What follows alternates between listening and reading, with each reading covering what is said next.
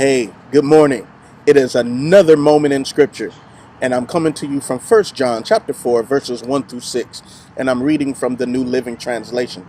It says, "Dear friends, do not believe everyone who claims to speak by the Spirit. You must test them to see if the Spirit they have comes from God, for there are many false prophets in the world. This is how we know if they have the Spirit of God. If a person claiming to be a prophet acknowledges that Jesus Christ came in a real body, that person has the Spirit of God.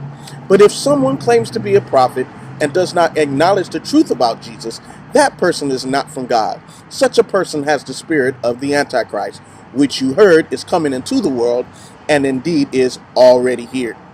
But you belong to God, my dear children. You have already won a victory over those people because the Spirit who lives in you is greater than the Spirit who lives in the world. Those people belong to this world, so they speak from the world's viewpoint, and the world listens to them. But we belong to God, and those who know God listen to us. If they do not belong to God, they do not listen to us. This is how we know if someone has the spirit of truth or the spirit of deception. Listen, this is what we want to get out of this scripture. We have to be aware of the teachings of those that we follow and listen to. The next, false teachers and preachers and even prophets will preach Christ, but at the core, they don't believe what they and who they are preaching about.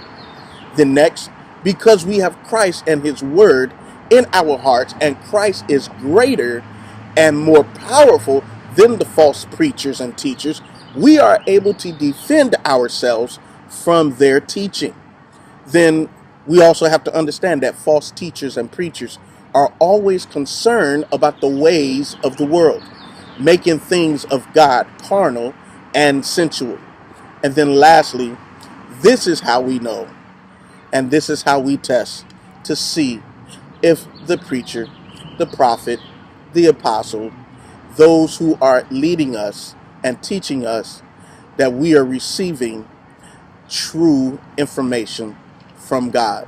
This is how we test them. This is another moment in Scripture. God bless.